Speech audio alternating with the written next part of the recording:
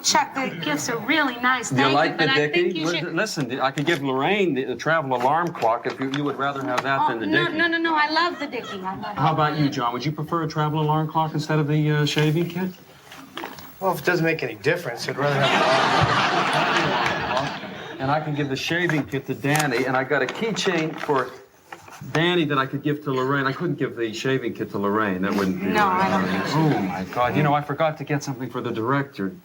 You think there are any shops that are still open around here now? Chuck, you can't go to a shop. We're doing a live show. There's no time. Live? Yeah, it's Saturday night live. Wait a second. You mean literally live? Yes. Really? Yeah, and, like, you should be working on your monologue because you have to go out and do it in 1 minute.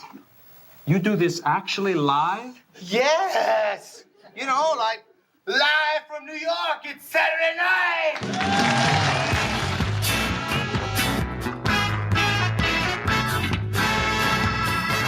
Hello and welcome to the Not Ready for Primetime podcast. We're Gary Seath and Brad Robinson. And you're not. This week, we are talking about Season 3, Episode 4, with host Charles Grodin and musical guests Paul Simon and the Persuasions. This show originally aired on October 29th, 1977. Brad? Yes? You a big Charles Grodin fan? No, I am not. Not going to lie. Not a fan. Possibly almost not as much of a fan that you are not of Paul Simon. Oh, okay. Really? But I am extremely excited. And two reasons, Gary. Okay. One, even though I am not a Charles Grodin fan, I loved this episode. Yeah. It was so much fun. And two, we have with us Mr. Saturday Night himself, Andy Hoglund from SNL and Review is here. So I'm ecstatic for both reasons. Oh, I love that segue. That was a beautiful, beautiful segue. Thank you, Brad. Wow. Yes, our own Elliot Gould is back. Andy Hoglund. Guys, what's going on? This is not the long goodbye. This is the quick hello. Andy, how do you feel about Charles Grodin? I like Charles Grodin, and I love this episode. And one reason I especially love this episode, I think there's probably 10 different ways you could slice it. But one of them, maybe number 8 or number 9, is that this version of Charles Grodin is so different from my frame of reference of him as, you know, a curmudgeonly, cranky contrast, you know, Clifford Charles Grodin, you know, Beethoven Charles Grodin. Like he's taking care of business, Charles Grodin, right? Yeah, like he's so different here that, you know, as a child of the 90s who watched him on so many different VHS movies, you know, some better than others, seeing him in this kind of performance really kind of opened my eyes to, you know, what comedy was like in the 70s and what someone like Charles Grodin was trying to do back then. The same way, like I knew late 80s, 90s Charles Grodin where I didn't, I think, understand what he was doing or didn't appreciate it. And so I also then never gave him the time of 70s Charles Grodin to be like, who was he? What was he? Because like, as you mentioned, this Charles Grodin, like, I don't know who this Charles Grodin is. I enjoyed him and I liked him, but I definitely went in with like a chip on my shoulder or a negative connotation going in of what I remember him being when I was coming around in those 80s and 90s. Right. But it's so like it like if you come into this episode, you know, with a very vague general sense of who Charles Grodin was as a comedic movie star, comedic actor, this for me, it's such a left field way to appreciate him. But surprises it's the hell out of you, right? Yeah. Right. Yeah. Well, and he comes at this with his own persona and his own take on everything in this episode that people weren't expecting and didn't know what to make of it at the time. And then it turns out people thought that he was banned from the show. Yeah, I mean, this is one of those episodes, much like, you know, we had Andy before and Louise Lasser, where the lore of this show has almost like overshadowed what it actually was. Because, yeah, like you're right, Gary. Like if you go on if you look up Charles Grodin, SNL, like 8 out of the 10 websites, whatever, like host banned forever from SNL, and like he was never banned from the show. And it's like everyone kind of thought about this or heard about it and they wanted something to talk about. But when you watch the show, it's pretty obvious. It's more obvious, I think, than Louise Lasser of what they were doing. Yeah, everything seems purposeful and there's a clear intent there. And I mean, the way I look at it, I think I've read this online somewhere. Any host who doesn't come back has technically been banned because they never come back. You know, like the ones who become legend, like Mulaney or the Five Timers Club, like those guys are the only ones who aren't banned, technically. Interesting take. I don't know that there's anything else we can do to set this up. Should we just get into it? We might as well. So it starts with John and Gilda and Garrett in the locker room talking about John's anxiety that Charles Grodin has not been here all week, and especially because he missed dress rehearsal, which is huge. Then Charles Grodin shows up and says he hasn't been here because he was out buying gifts for everyone, which is a New England tradition, apparently. and then it goes back and forth with him and John is agitated by him and by all of this. I thought this was a lot of fun, and it kind of sets up the entire show. I agree. I think one of the reasons, Gary, I liked it as well as much as you, as we've been watching season 3 so far, it actually was really fun to see them go meta again and go to the locker room and go to like what you think of old school SNL cold opens. And for me, I just loved seeing that. I mean, it's more of a setup than a sketch. It's not really a sketch. Like, as Andy mentioned, like they're setting up what's going to be this run of this whole episode of Grodin not being there for dress rehearsal and not knowing what's going on with the show. And knowing what we know now, again, like 40 years later, it takes a little bit away from that because, again, trying to remember you see it for the first time. It's okay, it's new, it's different. But I just love the fact they went kind of back old school and went to the locker room opening again, which was the most fun for me. Yeah, I love the locker room sketches. Like they're like athletes sweating it out. That makes me laugh a little bit. You know, they have like their names on the individual lockers. Like it really sells the not ready for prime time angle. Question: does Garrett feel forced in this sketch? Like they blatantly just wrote him in to be in the sketch and leave after 2 lines. He was in for what, 10 seconds, and then he's off screen. I feel like this is another example of like, hey, Garrett's got nothing this episode. Let's give him 2 lines in the cold open. Yeah, that's one of my notes here. The use of Garrett in this episode is very typical and telling. But we can Garrett get and more Lorraine. I miss Garrett and Lorraine in this episode. Very low on Lorraine this episode. Absolutely. I love the names of the cold open. Hi, when he walks in, hi Glinda, hi Bungie. where does the Belushi name come from? Yeah, I just love that. Yeah, it's so funny. Like he's so absent-minded that he can't even learn their names. He hasn't even gotten like John's name down, and then he's Chuck throughout the episode too. Which something about that, like I really appreciate too. Love Grodin's hair part. Which he wears the same thing the whole episode. He's wearing the same sweater the whole episode, but his hair part is so defined. Like, I don't know. Something about that is just, he looks fantastic. And then the final thing is, you mentioned a moment ago, Belushi's live from New York. And I think he just, the way he like mugs the camera and he's just so charismatic. It's a great live from New York from John on this one. And they weave it into the conversation that he's having with Charles Grodin, the explanation that he's giving to Charles Grodin. Right. So it's an organic live from New York. Absolutely. Yeah, that's actually a great point. So many live from New Yorks. It's like the sketch, the reality of the sketch, the cold open ends, and then they turn, and it's like a separate thing live from New York. But this, you get a live from New York that's still part of it. Yeah, that's actually a really good thought. Thank you. So then Grodin comes out for his monologue, still in his heavy coat. Sorry, before the monologue, I got to say, we finally get the classic opening credits. Times Square, nighttime, jump. Like I was so excited. I rewound it and watched these credits twice. I was so excited to see them. Sorry, Gary, the monologue. Apologize. So the monologue is Grodin comes out in his heavy coat again, like I said, and he looks very uncomfortable and talks to the audience about how he didn't realize that the show was live and that there would be an audience. And I thought he was excellent. He was brilliant in this. Is this the part where he turns to the audience and says, like, did you know this was live? Yeah. Is this the monologue where he says that? Again, not a Charles Grodin fan, and he's making me laugh. Good. Yeah, he should. Yeah, like this is the moment where, okay, there's something longer going on here. This is not like a one-off from the cold open. Like, this is something that they're committing to. It again. I know that we spoke about the Lasser episode a couple months back, and this sort of just it's like a good funhouse mirror of that episode in so many ways, which I think we should acknowledge and talk about it at some point. But this is them executing, and it's hilarious, and it's interesting, and it's appealing, and it's fun. And I think the monologue is really kind of when that clicks, at least for me. It's funny, and I knew because we were going to have you on, we talk about it, and you can't watch this without comparing the two. And I enjoy this episode. I think this is a fantastic episode, but it to go down like the meta rabbit hole of like the meta episode and what they try to do, I think Louise Lasser episode's better.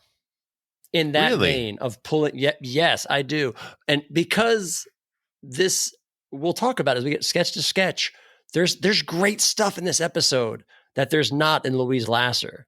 And I think as a concept makes Louise Lasser a better meta episode because that whole episode is a train wreck. Where this one, you've got like greatest of sketches that we're going to get to coming up later on. I hear what you're saying. Yeah. But I will say, I enjoy this episode better than Louise Lasser. But if you want to look at like a meta type of, we're going to do something as a concept episode, 35. I think conceptually they pull it off better with Yeah, but I think there's a lot to parse out of Brad's statement there. Yeah. Oh, all right.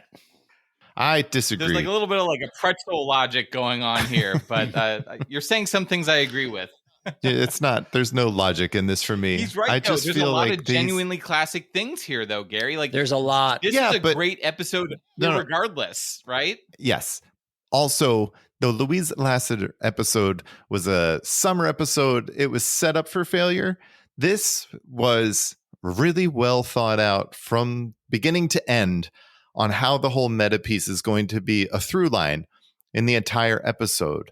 And it's done by Charles Grodin. So I thought this was a better episode in the meta piece because of the way it was structured. I got to say, too, episode as a whole, this is great. Especially, I feel like this season needed this episode because we have not been fans of the first 3 episodes. We've been underwhelmed as we've been talking. And I think they needed something. I'll say it. It's one of the best episodes in the history of the show, right? Like, I don't think that's hyperbole, right?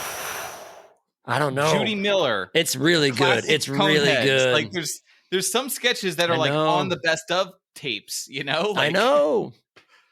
So, I mean, at least from this era, I think you have to call out this episode from this era of SNL. Hands down this era. I agree.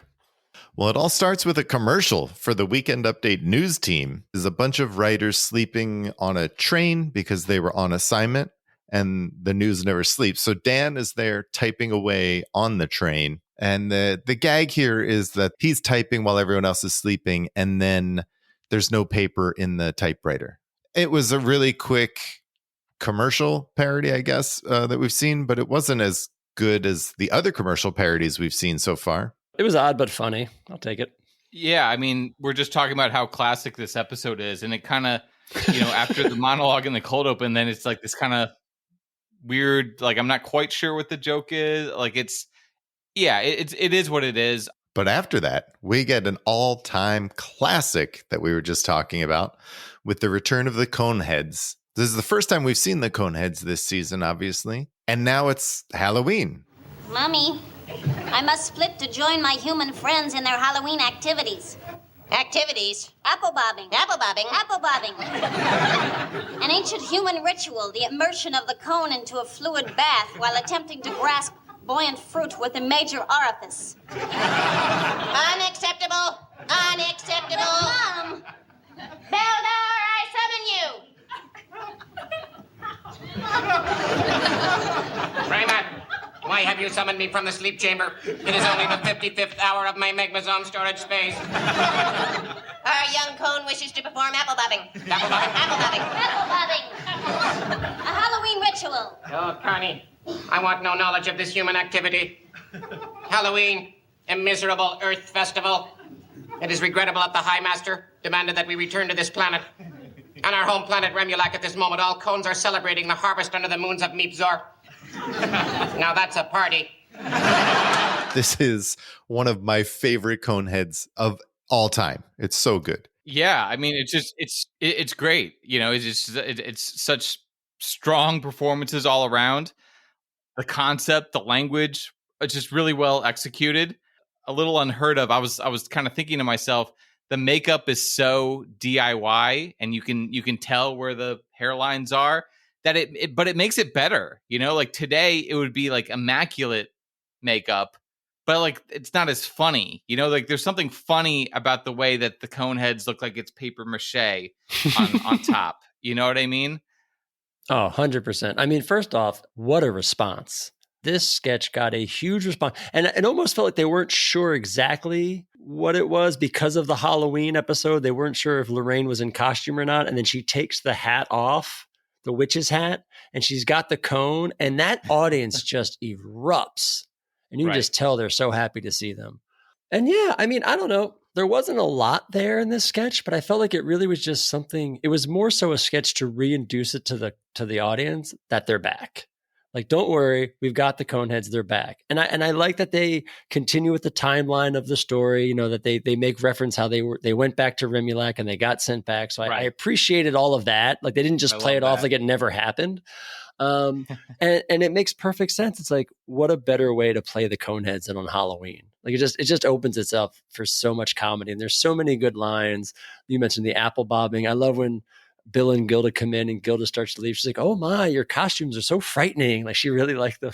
And we always like the Coneheads. We've always liked them when they've added something to the sketches. And I feel like this is the one where they add kids. Like, they add kids and Halloween to the Coneheads lore storyline, and it gives them another opportunity, like little humans consuming small quantities of substances. Like, they do a really good job parlaying it into Halloween and kids and making it new. It's such a good sketch. It's so good. After the classic Coneheads, we get Chuck, as everyone calls him, to camera, Chuck, describing his latest film, which is Too Late, My Love, by the renowned Italian director Ernesto Bercovici. And he's talking about the clip and setting up the clip that he's going to share. And he talks about the renowned car chases that this director normally does and how they shot it and how extravagantly it was laid out and prepped. And then they show a clip, and it's just a clip of the guy running out of the bank and getting into the car. And then it goes back to Charles Grodin, who is terribly perplexed, and he speaks to Lauren off camera. And Lauren's explanation is basically just, your explanation was far too long, so we couldn't show the clip. I thought this was brilliant. I thought he was excellent. And the way he set it up and the way he then talks to Lauren, it was just so well done. Absolutely. I mean, to me, it's just such a clever way to intro the musical guest too, and not just make it kind of a perfunctory, like, and now here's, you know, Poco or whatever, you know, they really like mine the most from the moment and from the opportunity, and it reinforces the concept with Grodin. He gets to kind of like do his thing. I always say, like, the current show would never or could never do something like this. You know, they're way too set in their ways, and this just shows how much fun you can have when you give yourself into it. Yeah, I mean, I thought this was an instance of them going old school. They took a half-baked idea and turned it into an intro for a musical guest. This is like straight out of season 1 playbook. Yeah. I didn't necessarily love the meta-ness of it all, the Charles Grodin of it all, but I love the fact that they did that, and they took, like, here's some half-ass premise that goes nowhere, and we're going to turn it into, and now my friend Paul Simon. Like, I loved. I love that part of it. And I love Lauren, the use of Lauren. And the way he says it too is like, Lauren? It's so, he's confused and sad. Just so you guys know, Too Late, My Love, not a real movie. Don't go looking for it. That was my last Sunday. And he sets up Brad, your friend Paul Simon, who sings Slip Sliding Away. All right, Gary, I'll take this from you since I know how much you love Paul Simon. Yes, Paul Simon comes on, sings Slip Sliding Away, his latest single off his latest album, which, go figure, greatest hits compilation. But this song was I think he had written and recorded it for his last album, the Still Crazy album, and released it with this as part of the greatest hits. And this on its own became a top 10 hit. I think like top 5 this song reached. And I mean, this audience likes him almost as much as I like the Coneheads, I feel like. They were very excited to see Paul Simon on stage. It was good. It was fun to see Paul Simon on stage by himself with just a guitar. Well, in true Paul Simon fashion, he did play with a band that he kept in the dark, and he played by himself center stage. Classic Paul Simon. He does it every time he's on the show. That's funny. At least they turned the lights on at one point for these guys.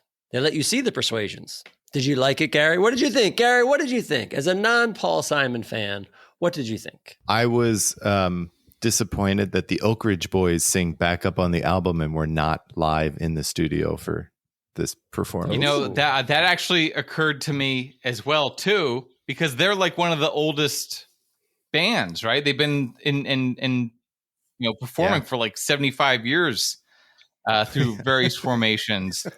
But it did make me want to go down a rabbit hole and read up on the Persuasions, but I didn't know a ton about.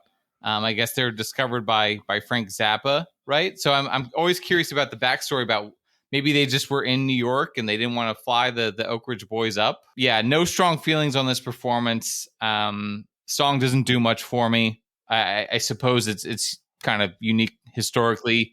That Paul Simon was such a big deal today or back then. Because today I don't know that he has the same hold on the pop culture. But wow, still friends with Lorne though. Both of you did not like it. I didn't dislike it. It didn't really land me. It was fine, right? I don't know. I thought it was a good performance of a decent Paul Simon song. No, am I the only one?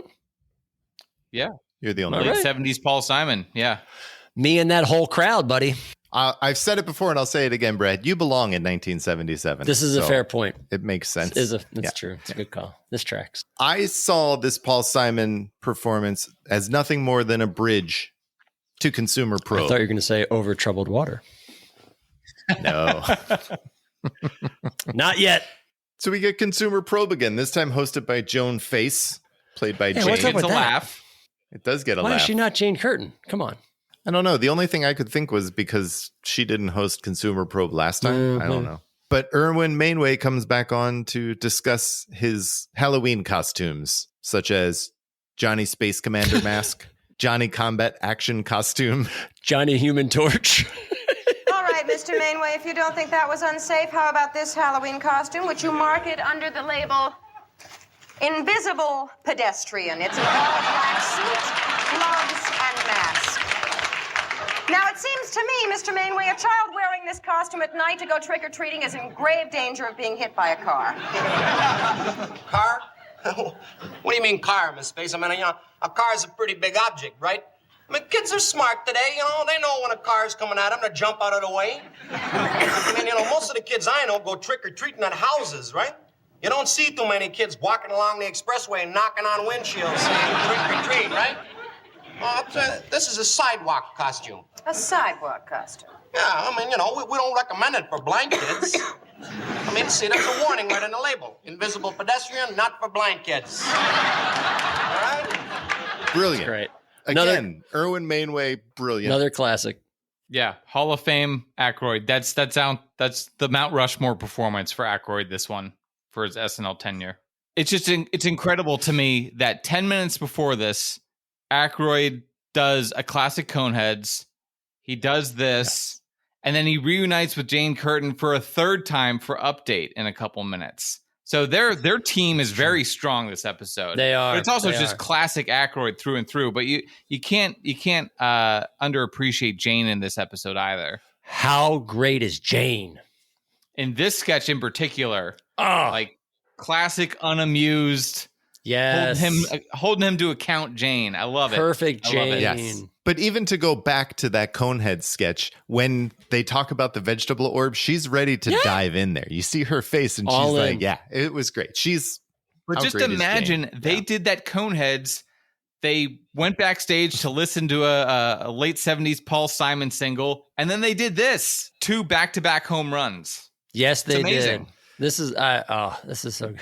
And then he does this classic Erwin Mainway bit at the end where he shows how everything can be dangerous and he could choke on his old tie, and then he takes his own the tie jacket is off. so good. Yeah. Well, but better than choking on his own tie, where he's like, "What? I'm driving in my car, my convertible, the wind blows." But he takes his jacket off and lights his jacket on fire on the set. He's got a legit fire on his jacket going, which I thought was like classic, just Dan all in too, which was great. Yeah, that's awesome. Another reoccurring character coming back. They've been in trouble. Let's bring out some of the greatest hits. You know who else comes back? Mr. Mike. It's almost every reoccurring Sad character. Bill Murray.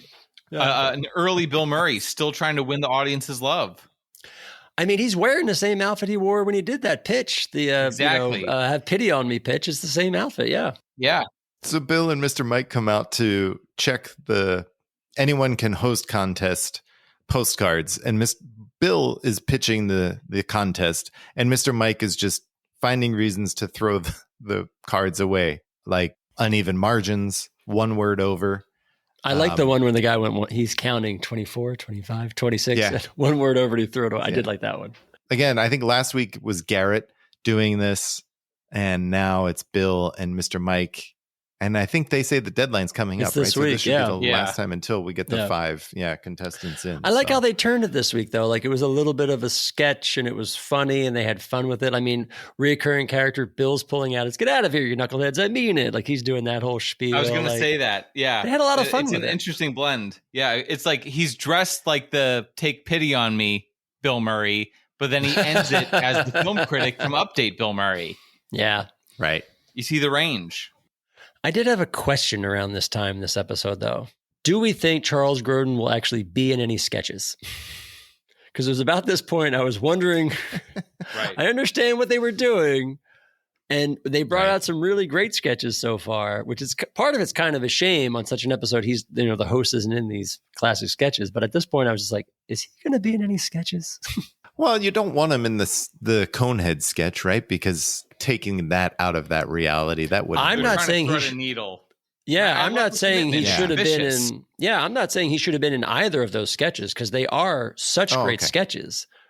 But it's just like at some point there is a host in this show, and he should do something. Well, he does. In our next sketch, we get Samurai Dry Cleaner again, and Charles and Gilda come in to pick up their dry cleaning. So this is it's a typical samurai sketch, the typical interactions between John and Gilda. Oh, yeah, that's a great idea. We'd love it in a box. How do you understand what he's saying? Shh.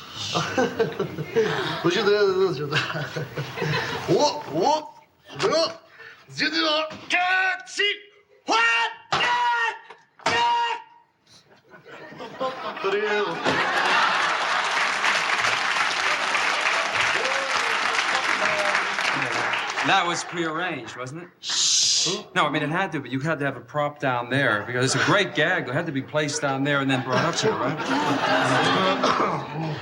Listen, I'd like to know, how much do you charge for bedspreads?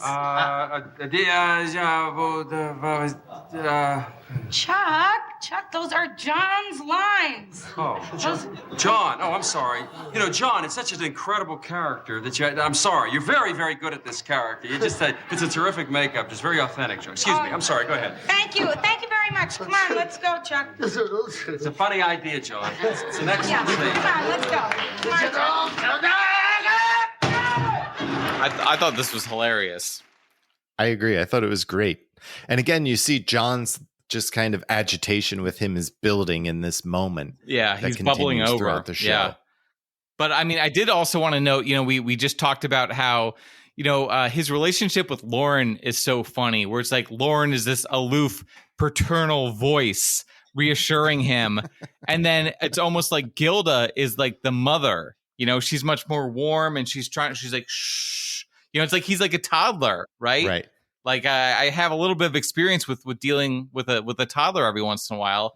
And this kind of reminded me of that dynamic, like Gilda's just trying to like get him through and keep him on staff a little bit, on task. And she'll do it again, actually, now that you bring it up. Yes. It's every sketch this happens, it's always it's Gilda that's always there with him. They have the the Belushi dynamic, the Lauren dynamic, the Gilda dynamic. It's all very intricate and funny how it kind of clicks. I didn't love this one. I'm not gonna lie. And this is the one that kind of turned me on why I didn't necessarily fully buy into the meta bit. I liked seeing the sketch itself. I thought the samurai sketch itself was a good idea because it plays well to what he does best as a samurai, where like he's the proprietor of a shop and somebody comes in. Like these are when these sketches work well. Right. But I think that opening line were like, at least for me, I wasn't sure whether or not Grodin was legit breaking or he just didn't understand him. I didn't buy the break right away. And maybe it's because, again, there's just been so much hype into this for so long going back and watching it. But I feel like they missed an opportunity where like the way this could have really worked best is after the sketch starts to break down and John's pissed because I don't think John really reacts that well. Doesn't do that much to Charles busting up the sketch. And this I thought would have been a great opportunity for John to like almost do like one of the rants where he just lays into Charles Grodin. He's like, you want it, like, it would have been a great time for him to lose it. You know what I mean? And dial it up to 11 and be like, blah, blah, blah, blah. I guess it's like a slow burn to the last sketch. Cause in watching this, I was waiting for John to just lay into him and just be like, but no, and like start trashing the set. Cause he was already in the samurai bit to take the sword. So I don't know. There's just something about this sketch that didn't hit for me like on any of the levels I feel like it wanted to. Brad, I think like the frequency that I'm hearing in this episode is there's classic sketches that almost exist in a vacuum without the Charles Grodin gimmick or conceit. And then it's like, then we like flip a switch and we get back to like the Charles Grodin version of this episode. And each one is just like an escalation, right? It's like you have the setup of the cold open. It's reaffirmed by the monologue. And then you have like the intro for Paul Simon. And then this kind of reintroduces him to Gilda and John Belushi. You know, we're approaching the midway point for the episode, you know, so it's all going to like eventually boil over and culminate. But it's almost like they don't exist as standalone sketches or something. You know, it's all kind of like part of the greater good, the greater whole. Yeah. And I guess it does set up the Killer Bees a lot better because you've seen it once. Yeah. And I guess it's just, maybe it's that shock of not seeing. Doesn't he? He still does flip out. Yeah, he does destroy the counter. Yeah. But I guess like, since that's a typical, I feel like in the sketch thing, it's why I don't know. Well, that leads us to Weekend Update. And the beginning of Weekend Update, again, Brad, Bill is standing there this time. So they haven't totally done away with the Weekend Update the Weekend Update team is here. Dom Pardo introduces Enaj Neatruk. That was funny. Which is Jane Curtin backwards. And then it's typical Weekend Update with Dan and Jane, the Bigfoot joke, and we get another urgent bulletin. Does the dancing N count as a reoccurring character now? I'm just trying to count characters this episode now. I did like this week's too, that no bulletin, just felt like dancing. Yeah. She dances in, and then she dances out, and Dan and Jane are doing like happy hands and dancing. Like, it was fun to see. I know, Gary, this is the one where I finally, I think, succumbed. Just like, Dan is just not fitting in to the whole Weekend Update thing.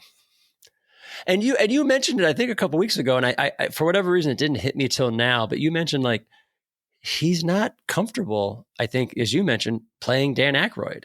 He is great at hiding behind a character and whatever, but if he's got to play a version of Dan Aykroyd, it's not his thing. And for whatever reason, it took me this long to catch up to you and realize like, yeah, he just doesn't like playing Dan.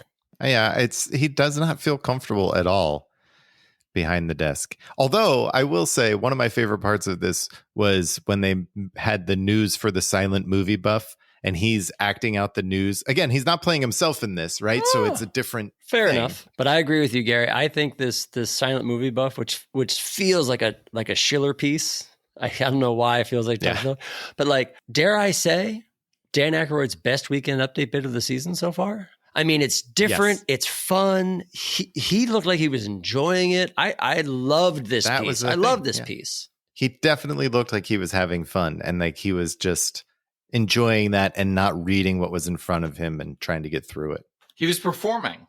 Yeah, he's performing. The text is underneath of him, and he's go into that. Yeah, he's doing the animated overacting actor in a silent film bit while the text is below him, and it and it was black and white, and they had the music, and it all worked really well. Yeah.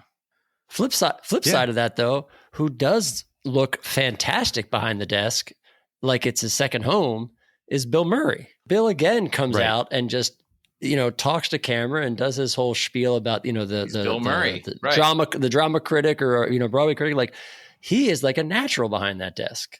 Right. It goes back to that same thing where he's comfortable playing the Bill Murray character, and he just did it with the anyone can host pitch, right? And we've seen him do it many, many times, and he's comfortable as that, like, hey, I'm Bill Murray, get out of here, right? Like that is he's totally comfortable in that. Yep. Yeah. Dan just is not comfortable portraying any type of Dan Aykroyd. It doesn't feel like. Bill's routine this week wasn't the best. I mean, he had a couple of jokes, felt like they missed, but he like played off the audience. It was just like he at least was rolling with it and had fun. Bill is definitely better at playing off of the audience's reaction too, good or bad. Even when he gets no reaction from the audience, he can play off of that. Unlike Garrett, who played an FBI agent who dumped out Jimmy Hoffa's bones on the Weekend Update desk, and even had trouble doing that. It seemed should have like cut he couldn't that. Get all of the bones out of not it. funny. You cut it. Yeah. Like he's like name dropping like a judge who disappeared in like 1937 or something. I was like, all right, like was that really that well known a reference back like 40 years later? Maybe. No way it was. No disrespect to Garrett, but I smell when an update bit could have got canned. And that was Weekend Update. It felt longer than I think it actually was because the Garrett piece really slowed me down at the end. But we eventually got out of that, and we get Paul Simon and Charles Grodin on stage. Grodin is wearing a Garfunkel wig, and they start singing Sound of Silence. And the vision that was planted in my brain.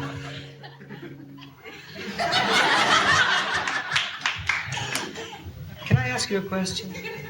Sure. Why are we doing this? Well, they cut my film clip way down. And I really don't feel I have all that much to do on the show. So I'd really appreciate, could we just a little...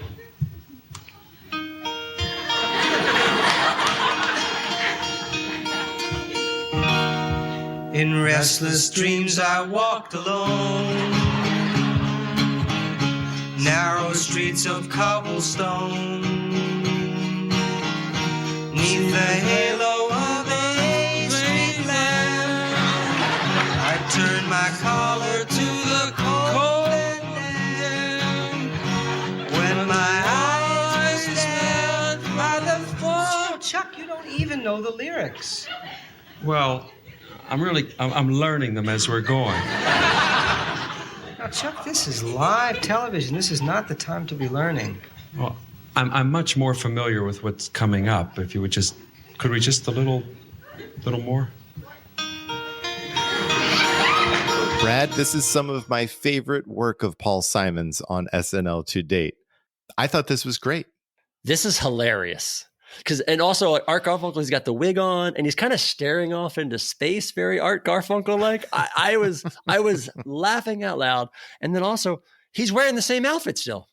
Like wig aside, those two things I thought were hilarious. Oh, and the third thing, he doesn't know the words. I love that. He tries singing. And I thought this was genius. I thought Chuck hit it out of the park. Loved it. Absolutely agree. And again, it's such a contrast to the self-indulgence of the Louise Lasser episode, and some of her things that we've talked about, seeing, Charles Grodin kind of poke fun at that and seeing a bit purposefully blow up in real time. I just thought it was so hilarious. And then the instant crowd pleasing moment of Art Garfunkel coming on. It's also one of the first and probably one of the bigger just unannounced cameos of the show. We had Jerry Rubin in season 1, but that was kind of small. Chevy popped up back in, once or twice in season 2, but this is kind of the first time you've had a completely unannounced person, like And big you feel that famous energy. celebrity, just show up, and it kind of gives you that vibe that okay, anything still can happen on this show. You can do a joke about Simon and Garfunkel, and the real Garfunkel could show up. Like for Yeah, it's that, like I think Lauren- it's amazing. It's awesome.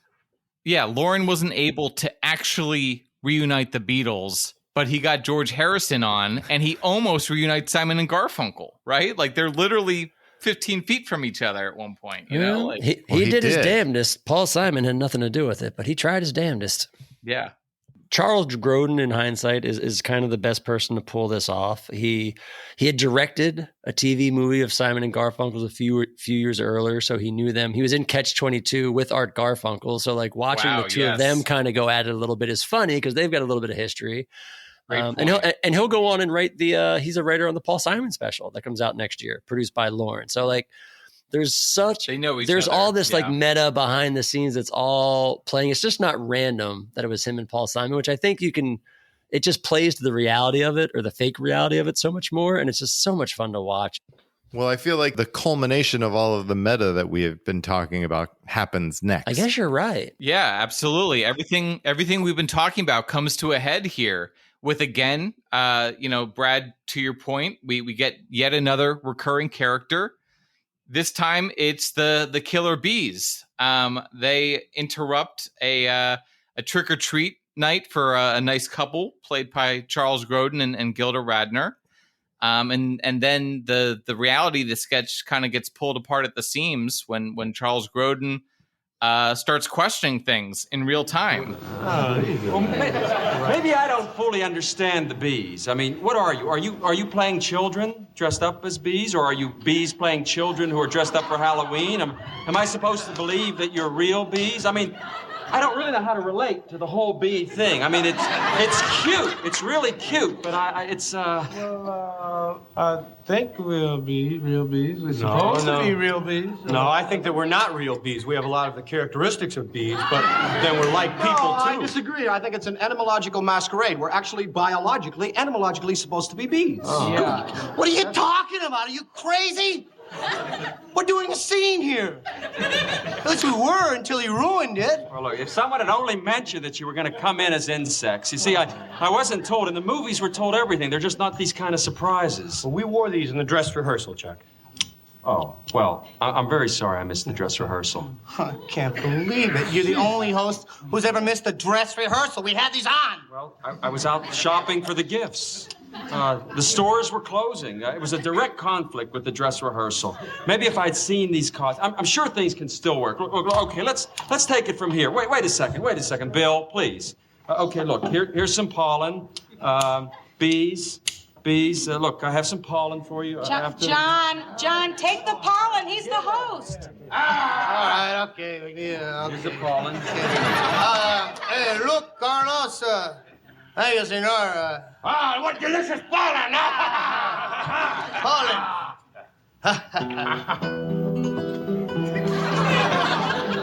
Senor, you saved my village. There is no pollen to pour in the mouths of our children. Our children were dying. Our women could hardly fly. I can't do this anymore. Forget it. Wait a minute. Stop. I'm sorry. I can't do it. I mean, it's a joke. You know what I mean? I'm an actor. I work hard at my craft, I'm here every week, I'm a pro. I'm a professional. John Belushi is a professional, if nothing else. He does his job. He doesn't like the bees, but he does them anyway. He does the best he can, He does the best he can. Oh, God. I'm kind of with John Belushi. I'm not a huge Killer Bees fan. So I thought them debating what's the joke and are they supposed to be actual bees or men dressed up as bees? That was really good. That was a really good bit. Yeah, I thought that was very funny. And then it like the arc that they've been establishing the whole episode.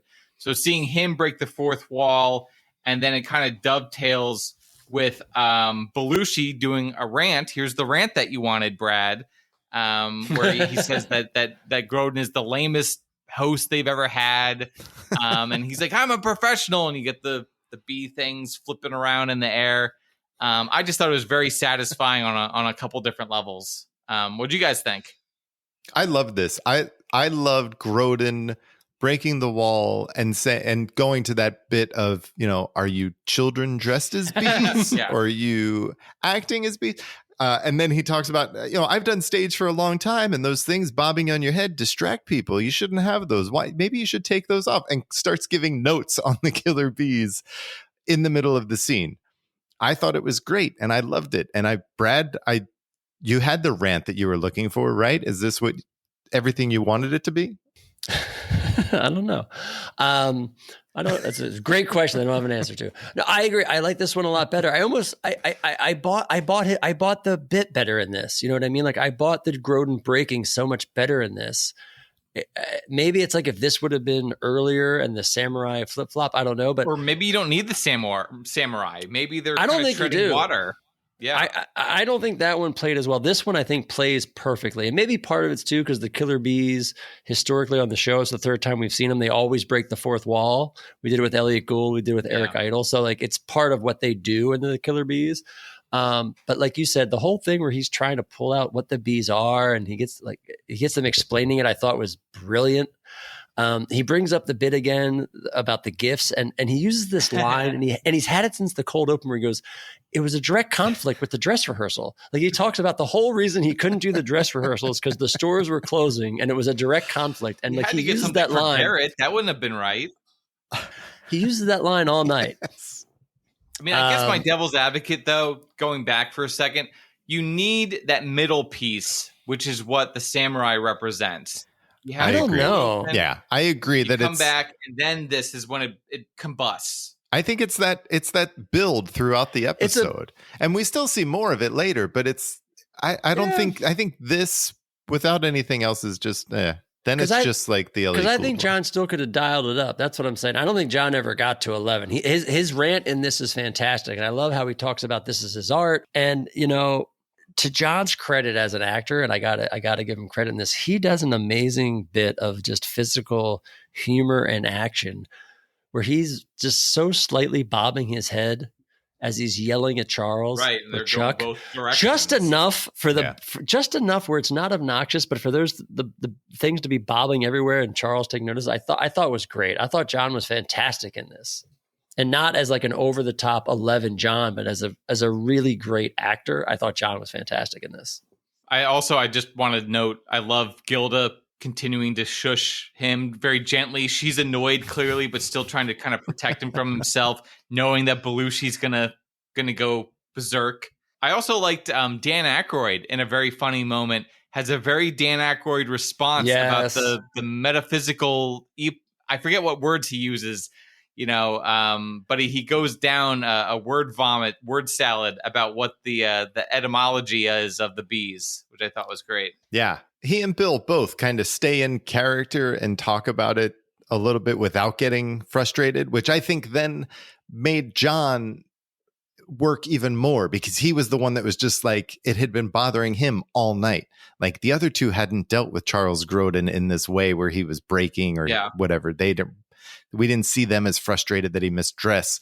So them just trying to work within it and improvise, and then John just breaks it. I thought all of that worked to help sell the point. But I will say my favorite line actually came at the very end after everyone walks away and Charles Grodin just turns. He's like, Lauren, this isn't going to affect my song, is it? I thought you were going to say the line about John because they storm off stage and he turns to Guild and he's like, he has such a presence, that guy. Like he's such He's a great audience surrogate, isn't he? Like he's still like enamored. Like he doesn't like he's so enraptured as to what's going on around him. He's like, this guy is amazing. Did you just see what he did? Yeah, it's really good. It's a great sketch. It's really good. It is. And it's just another one that we're talking about tonight being like a classic sketch. And our next sketch just keeps that going, where we see the first appearance of Judy Miller. I mean, this is fantastic. This is written by Marilyn Suzanne Miller, I think inspired by her younger sister. And this is a 6-year-old, a 5-year-old, 6-year-old girl playing by herself in her room. And Gilda comes in, she closes the door, her mom yells at her, tells her to stay up there. And we see, 5 or 6 minutes of what I can only describe as a tour de force performance. I think Gilda, I sat there and was in awe. I forgot how amazing this was. And there's not like laugh out loud jokes. It's just Gilda playing a 5-year-old girl, but so well. And she starts doing this stuff where she's amusing herself and she puts on a show for her animals. And but it's like, like what 8-year-olds would do when they don't know what to say. And now it's time for the Judy Miller Show. Oh, it's the show of the day. It's the show of the way. And I am in, yes I am. And it's the show of your life. It's the Judy Miller Show. And now, presenting the famous star of the show, the person. Dun, dun, dun, dun, dun. The person who is also a bride named Judy Arlene Miller. Hello, I am the most beautiful person in the whole wide world.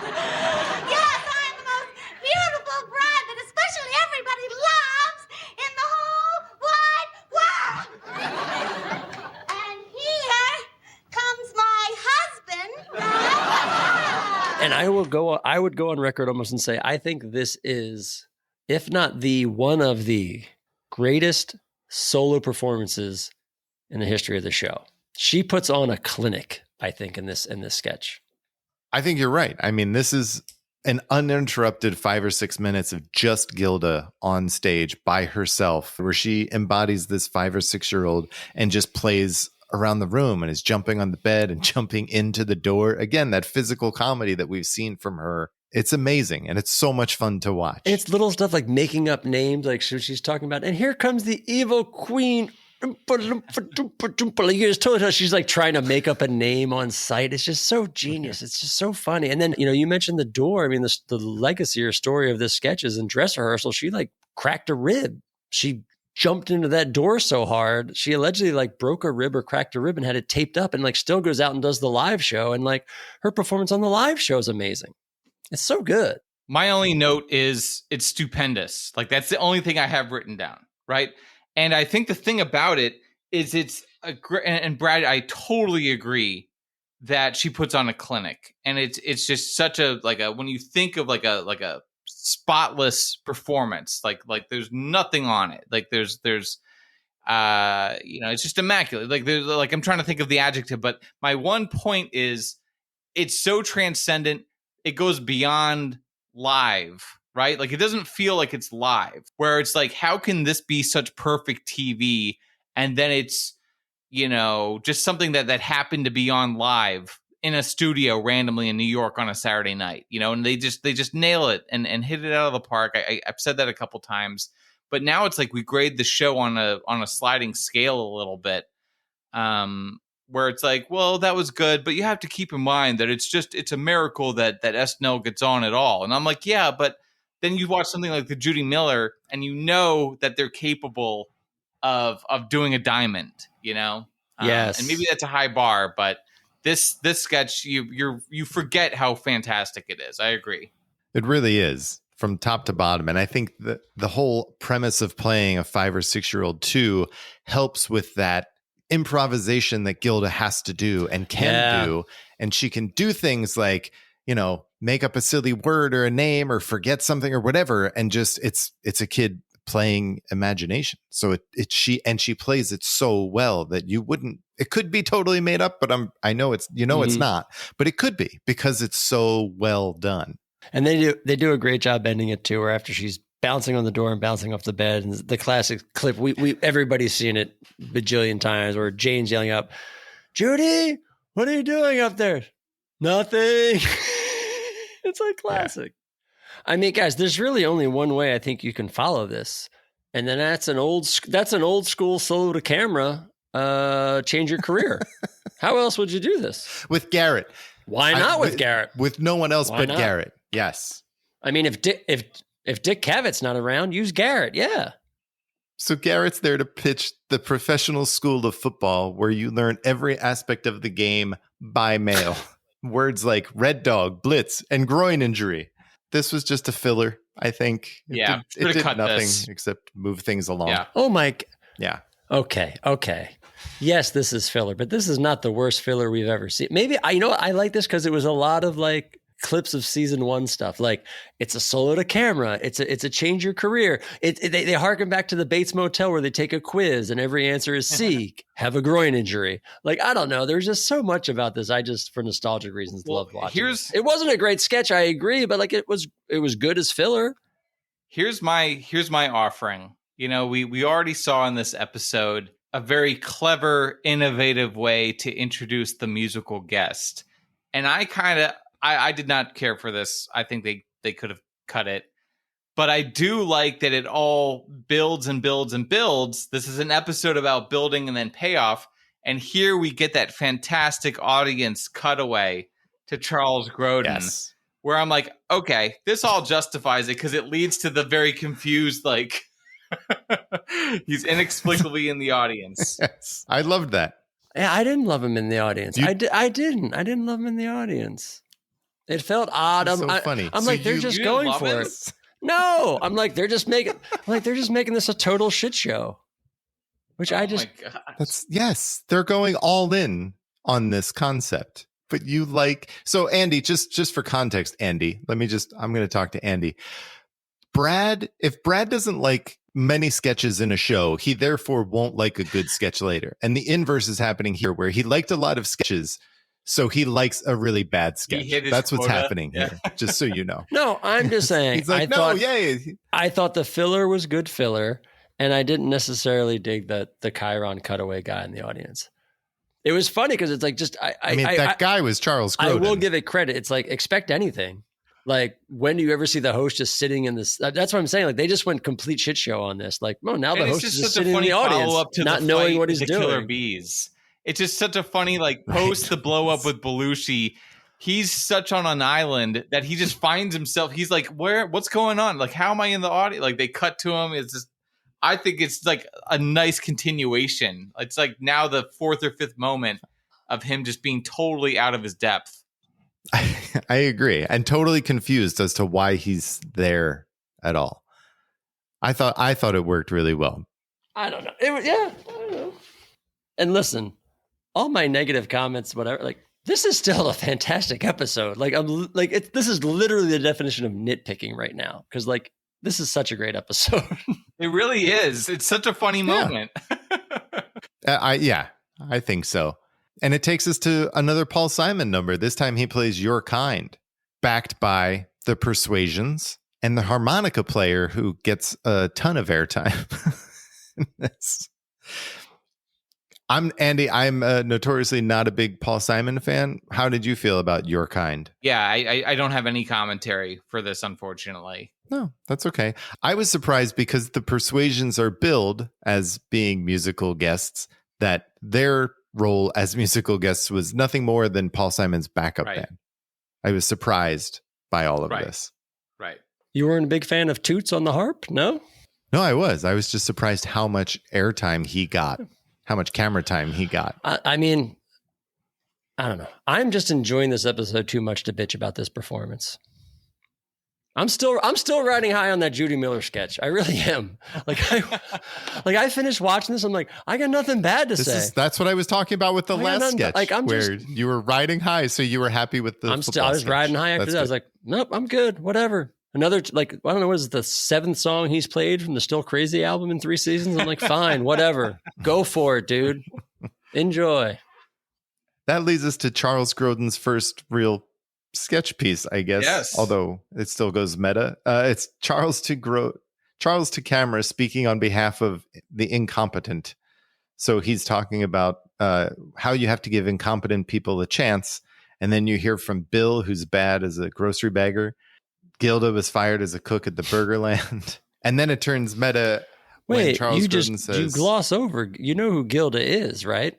That character. Yeah, talk about a recurring character. We get a big one. But she She's not. This is her first appearance.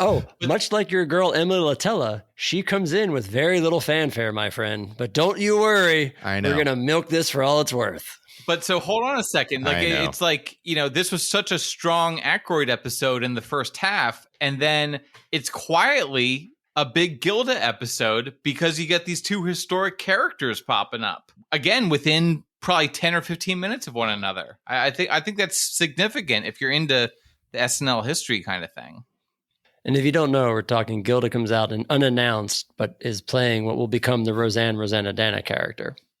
But they do turn it around, and then Charles Grodin says, "Look at me, I'm hosting this show." And then he's like, "I never saw these cards before," and then starts talking to the camera and finally gets Lauren to agree that he can sing his song, which is maybe 4 lines long. It's very quick. Another great payoff. Yeah. I didn't love the song part, but I agree with you. The part of Charles Grodin, like turning on himself and reading the cue cards of like, "Look at me while I'm hosting." It was and again, that it's the last sketch of the night, to your point of the build and the arc and the storyline. I agree. It is a great way to end it. It's really funny. Yeah. I thought that was a great payoff and a great end to the episode. Yeah. And then in Good Nights, everyone's on stage with him, and he says that it was just a ruse and it was all in fun, and he's like, "Right, John?" And John kind of agrees with him, and that's it. Andy, what were your overall thoughts on this show? Overall thoughts, you think about the great misfires in SNL history, New Orleans, the Anthony Michael Hall season, the recent Trump cinematic universe and the cold opens with all the celebrity parade. This is not that. This is them being ambitious, and it works, and it pays off. It for the most part, things click. You get a ton of classic characters in their prime. And it's, a positive mirror of that Louise Lasser episode. It's like whatever they were trying that episode, they really, the spices are just right for this one.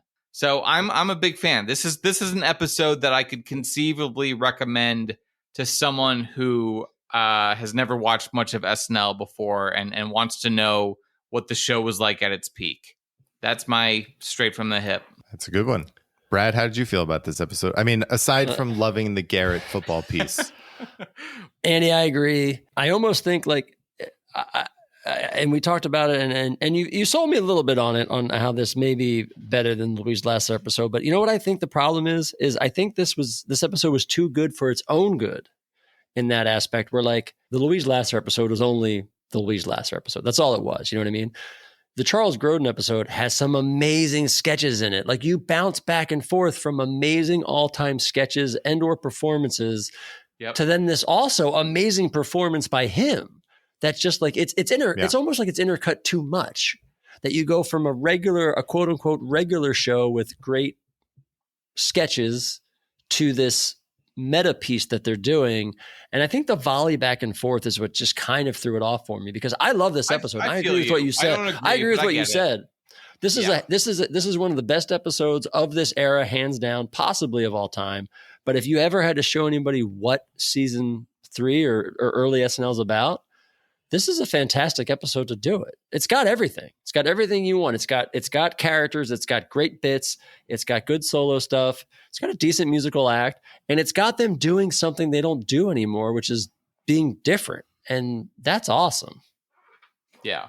It's a strong host performance too. But it's like, hey guys, you want to see like a strong host commitment? Take a look at Charles Grodin.